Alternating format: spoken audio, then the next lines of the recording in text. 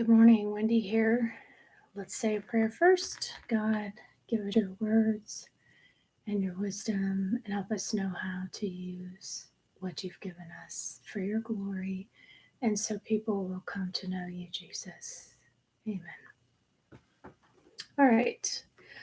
We're in Exodus chapter 19 at Mount Sinai. On the first day of the third month after the Israelites left Egypt, on that very day they came to the desert of Sinai.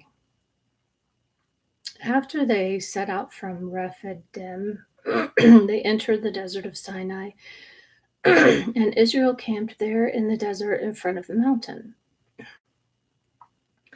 Then Moses went up to God, and the Lord called to him from the mountain and said, "This is what you are to say to the descendants of Jacob, and what you are to tell the people of Israel. You yourselves have seen what I did to Egypt, and how I carried you on eagle's wings and brought you to myself. Now, if you obey me fully and keep my command, out of all nations you will be my treasured possession. And although the whole earth is mine, you will be before me a kingdom of priests and a holy nation. These are the words you are to speak to the Israelites." So Moses went back and summoned the elders of the people and set before them all the words of the Lord had commanded to him to speak. The people all responded together, "We will do everything the Lord has said." So Moses brought their answer back to the Lord. The Lord said to Moses, "I'm going to come to you in a dense cloud so that the people will hear me speaking with you and will always put their trust in you." Then Moses told the Lord what the people had said.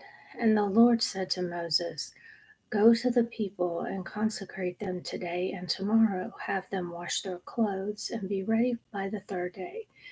Because on that day the Lord will come down on Mount Sinai in the sight of all the people.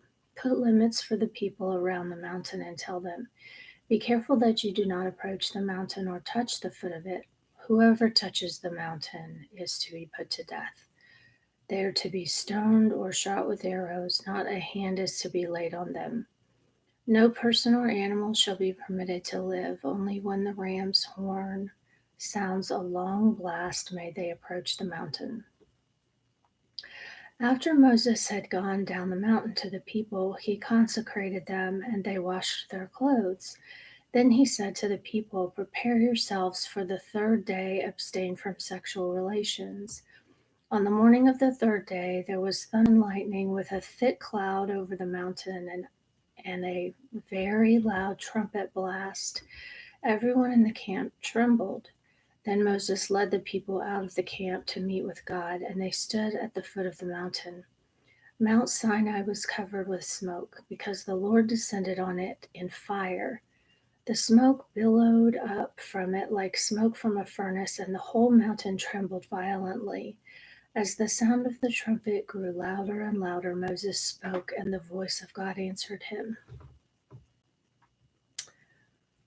The Lord descended to the top of Mount Sinai and called Moses to the top of the mountain. So Moses went up, and the Lord said to him, "Go down and warn the people, so they do not force their way through to see the Lord, and many of them perish. Even the priests who approach the Lord must consecrate themselves, or the Lord will break out against them." Moses said to the Lord, "The people cannot come up Mount Sinai because you yourself warned us. Put limits around the mountain and set it apart as holy." The Lord replied, "Go down and bring Aaron up with you, but the priests and the people must not force their way through to come up to the Lord, or he will break out against them."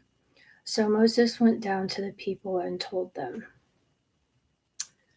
Okay, God's doing something big clearly in that chapter. All right, now we're in the New Testament. Let's read Matthew chapter 8. Matthew 8. Okay.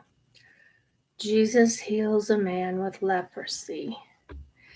When Jesus came down from the mountainside, large crowds followed him. A man with leprosy came and knelt before him and said, Lord, if you are willing, you can make me clean. Jesus reached out his hand and touched the man. I am willing, he said, be clean. Immediately he was cleansed of his leprosy. Then Jesus said to him, see that you don't tell anyone, but go show yourself. Faith of the centurion said, my servant lies at home paralyzed, suffering terribly. Jesus said to him, shall I come and heal him? The centurion replied, Lord, I do not deserve to have you come under my roof, but just say the word and my servant will be healed, for I